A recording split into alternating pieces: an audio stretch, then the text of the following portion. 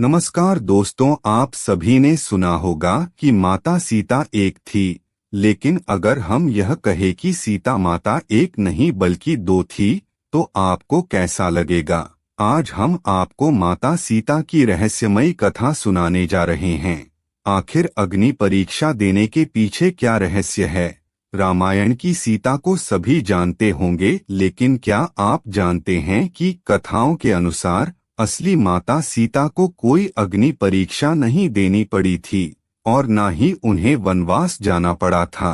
भगवान राम भी माता सीता के इन दोनों रूपों के बारे में जानते थे, क्योंकि ये उन्हीं के द्वारा रचाया हुआ खेल था। माता सीता अग्नि देव की पूजा करती थीं और त्रेतायुग में ये धारणा थी कि अगर कोई व्यक्ति सच्चा है तो उसे अग्नि कोई नुकसान नहीं पहुंचा सकती थी।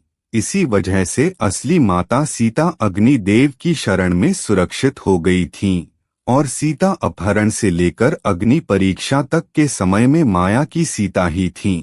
रामचरितमानस के अरण्य कांड में दोहा 23 और लंका कांड में दोहा 108 से 109 तक में इस प्रसंग का वर्णन विस्तार से किया गया है।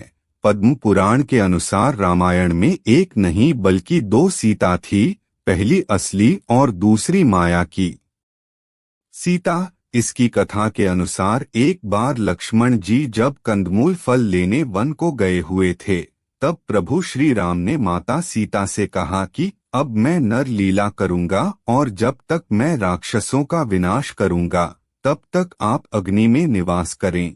ऐसा कहकर श्री राम ने माता सीता को अग्नि देव को सौंप दिया। इसके बाद असली सीता जी की जगह माया की सीता प्रकट हुई। जब सीता जी का अपहरण हुआ तब वो माया की ही सीता थीं। जब युद्ध समाप्त हो गया और राक्षसों का विनाश हो गया, तब भगवान श्री राम ने माता सीता को अग्नि परीक्षा के लिए कहा और माया की सीता अग्नि कुंड में समा गई। माया की सीता के अग्नि में समाते ही असली माता सीता अग्नि से बाहर आ गई और इस पूरी अग्नि परीक्षा का सिर्फ एक यही कारण था। श्री राम ने लक्ष्मण को माता सीता की अग्नि परीक्षा लेने का मूल रहस्य बताया कि रावण के द्वारा सीता हरण करने तथा स्वर्ण मृग के आने से पूर्व ही श्री राम को भविष्य में घटित होने वाले संपूर्ण घटनाक्रम का पता चल गया था। तब उन्होंने सीता से कहा था कि अब वह समय आ गया है जब उन्हें इस धरती पर लीला करनी है। इसलिए उन्होंने सीता से अनुरोध किया कि जब तक वे दुष्ट रावण व पापियों का नाश न कर दें, तब तक उन्हें अग्नि देव की सुरक्षा में रहना होगा। इसके पश्चात उन्होंने अग्नि देव का आह्वान किया तथा असली सीता को उन्हें सौंप दिया, जिससे कि वे उनके पास सुरक्षित रह सके। अग्नि देव भगवान श्री राम की आज्ञा पाकर माता सीता को अपने साथ ले गए तथा माता सीता की एक परछाई वहां छोड़ गए, जिसे रावण अपहरण करके ले गया था।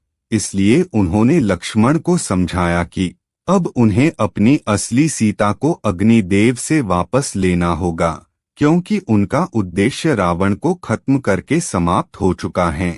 जब माता सीता को हनुमान तथा अंगद अशोक वाटिका से श्री राम के समक्ष लेकर आए, तब उन्होंने अपने व माता सीता के बीच में अग्नि को प्रज्वलित कर दिया व उस अग्नि को लांघकर उनके पास आने को कहा।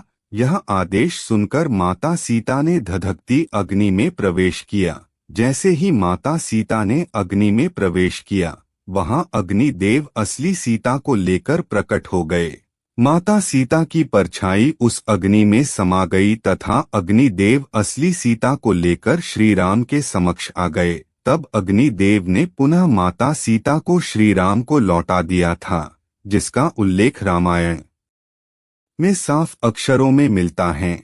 साथ ही यह घटना संपूर्ण वानर सेना के सामने घटित हुई थी। वहीं पौराणिक कथाओं के अनुसार श्री राम को मर्यादा पुरुषोत्तम के नाम से भी जाना जाता है और एक राजा की तरह श्री राम के लिए अपनी प्रजा के लिए समर्पण सबसे ज्यादा महत्वपूर्ण था।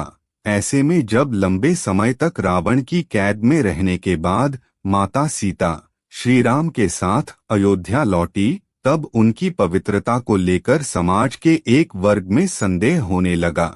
इस पर एक वृद्धा ने उन पर कटाक्ष करते हुए ये भी कहा कि ये भला कैसे मर्यादा पुरुषोत्तम हैं, जो ऐसी माता सीता को अयोध्या वापस ले आए जो कई दिनों तक रावण के पास थीं, और उनकी पवित्रता का कोई प्रमाण ही नहीं है।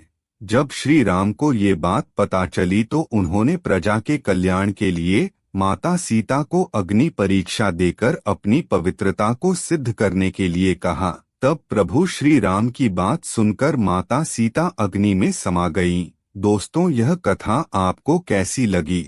अगर अच्छी लगी होगी तो प्लीज चैनल को लाइक और सब्सक्राइब नहीं किए होंगे तो प्लीज कर दीजिएगा।